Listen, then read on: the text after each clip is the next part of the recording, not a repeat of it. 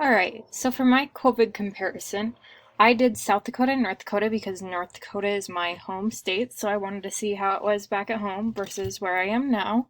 South Dakota is quite a bit bigger with about 100,000 more people.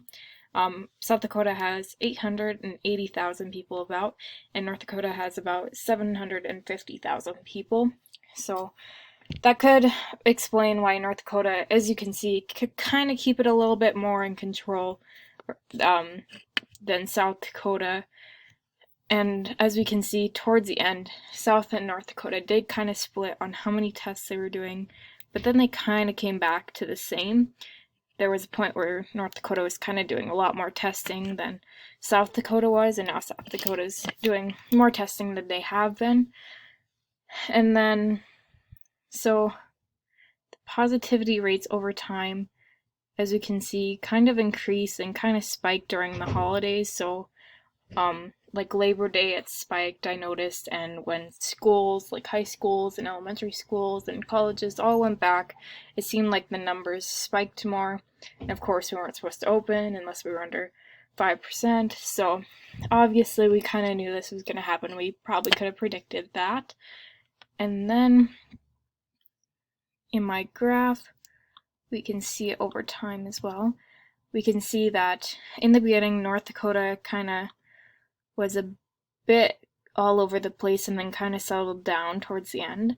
And then in South Dakota, it's kind of been all over, and we kind of settled down a little bit, and then it went back to just kind of being all over, and the numbers are higher, but that could be because South Dakota is also testing more than they were in like the middle and beginning.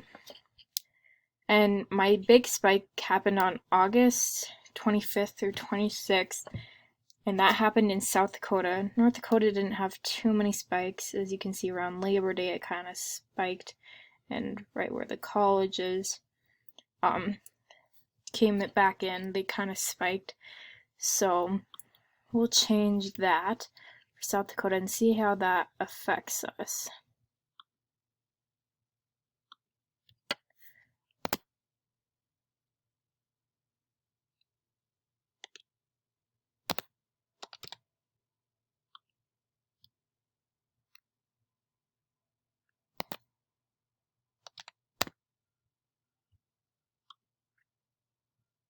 Oh, that didn't do the right thing. Well, I guess it did the right thing, but it kind of shows you, once you take that spike out, it shows you closer up and how many spikes South Dakota did really have the whole time and how many North Dakota had in the beginning, but it kind of calmed down if we took those out. And then in that article that I read, I definitely saw that the United States was not testing enough, especially the Midwest. The more eastern states were doing a bit better, and some of the other states were doing a little bit better. The eastern seemed to be doing a lot better than the whole United States, and just mainly the middle part. A lot of the coastal states were doing alright, but the inner ones were not doing great at all. We are definitely not doing enough testing. I've seen, just from my experience, I've seen some kids that go to the eastern schools or colleges, they get tested every week so they can see who's positive and not have those undetected cases, which probably does help a lot. And that's why we're seeing that they're doing good testing, because they're doing routine tests just like that. And then if this were to happen in my states that I was comparing, I'd probably say it would help just keep the numbers up, and maybe we would see a more flatter line in the end instead of so many spikes. It may help. We may have, in the beginning of doing a bunch of routine testing, we could see in the beginning that it was a huge spike, and then towards the end we would kind of see something like North Dakota, I would guess, where it kind of went down.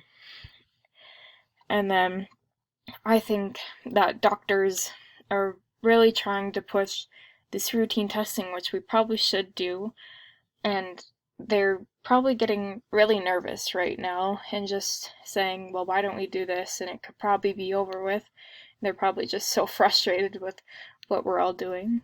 And the government could be doing a little bit better. I mean, but what do you do during this time? I mean, they're probably doing their best of their ability during this time right now, where our government is completely split.